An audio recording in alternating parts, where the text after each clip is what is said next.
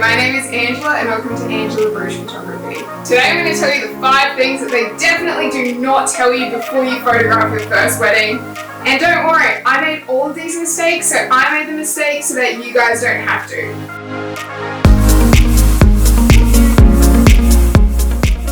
Photographing your first wedding is nerve-wracking. There's so much going on, there's so much that can go wrong, so you really want to make sure that you are as prepared as possible before photographing your first wedding.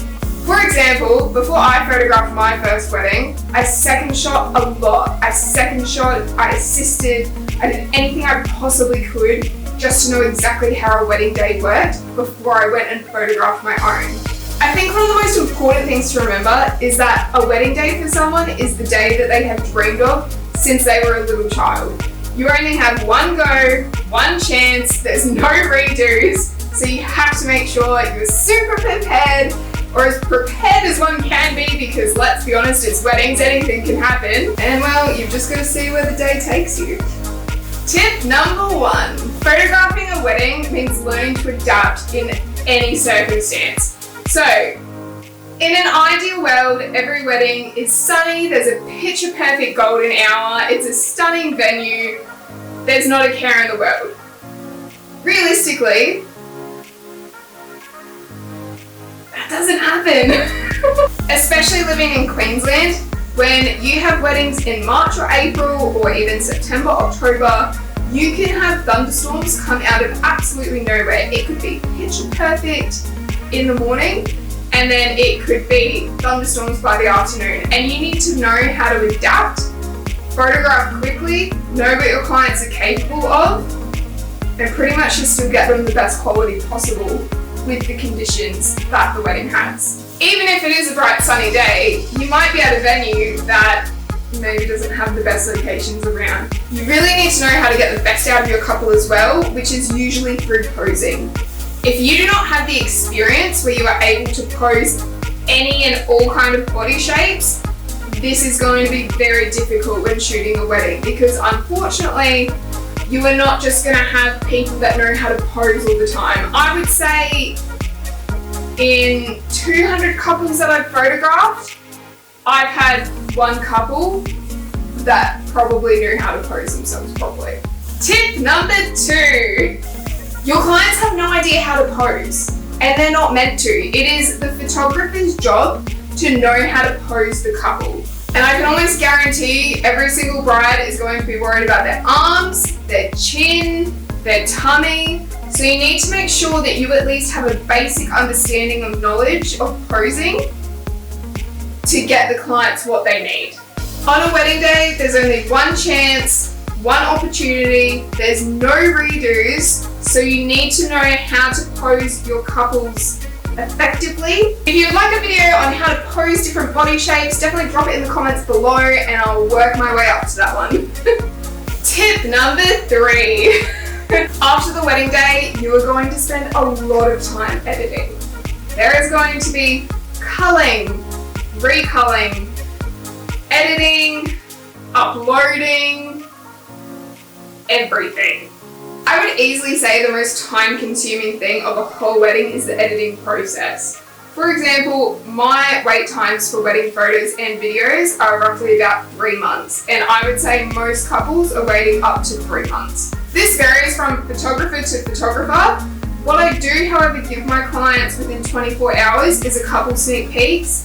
Within a week or 2, I give my couples some additional sneak peeks, and that usually gets them through up until the time that I give them the full gallery. Obviously, I don't really want clients messaging me every 2 seconds asking where their photos are, because then that takes more time out of the editing process. So instead, I give them quite a few sneak peeks, which just gets them through, and then by the time they get the gallery, they are just super ecstatic, super happy. They've obviously waited a long time. Alright, we're on to tip number 4. You're going to get hungry.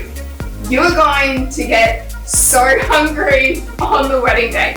There are definitely some wedding days where I eat breakfast in the morning and I don't eat again until 7, 8 p.m. when I get fed my vendor meal at the end of the night. As an absolute worst case scenario, I would highly recommend having a big breakfast in the morning. I know that can be super hard sometimes, especially if it's starting early, it's a big day, you're just like, wow, I really don't want to eat a big breakfast, but trust me, you will thank me later. Where I'm from in Australia, on the Sunshine Coast in Queensland, there are some venues where there is no food around for miles. So once you're in that location, you need to make sure that you have enough snacks ready for the day, or if nothing else, please make sure that your couple have organised you a vendor meal.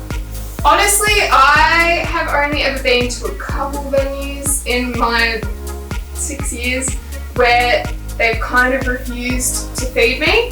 Most venues, even if the bride and groom maybe do forget that you need a vendor meal, the venue will usually feed you. But it's always just better to make sure that you've had that conversation with the clients beforehand to make sure that you know that you're getting fed. Another hot tip is I always check with the venue manager before, let's say, even the ceremony starts, just to make sure however many staff that I have there on the day is an equal amount of vendor meals. Tip number 5. I think one of the hardest lessons that I needed to learn as a wedding photographer is you do not need to look super trendy in order to get work. When I first started in wedding photography, I tried to wear, I would say, pretty unrealistic outfits to weddings. Not unrealistic as in unprofessional, but just as in like dresses or shorts. Like, whereas these days I wear more work pants and a nice top, depending if it's cold, sometimes a blazer. But most importantly, my footwear is typically Nikes or some form of sturdy shoe that I know is going to get me through the day. I had it in my head when I first started that if I just wore sneakers or sand shoes or something like that, that people wouldn't book me, because why would they book me? I'm wearing sensible footwear. But unfortunately, these shoes, some of the shoes that I used to wear, my feet would hurt after 2 hours and then I would still have an entire 8-hour day to get through. Whereas now I wear sensible footwear, I get through the whole day. Yes, it's a long day, so everything is still going to hurt, my feet are still going to hurt, but at least I know that I am in footwear, I am in clothes, that I am easily able to do everything that I need to do as a photographer. I still need to look nice because I'm still at a wedding, and I'll post a couple photos here of what I typically wear at a wedding day.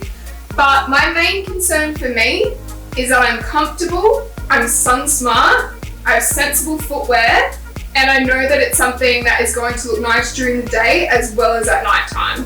Alright guys, I hope you enjoyed these 5 tips of things that maybe you need to consider before shooting your first wedding. If there are any other tips that you would like as a wedding photographer, make sure to pop them in the comments below and I'll work my way out to those videos. I would really appreciate the support of subscribing to my YouTube channel and liking this video, and I really hope you guys enjoyed these 5 tips. Alright, see ya, bye!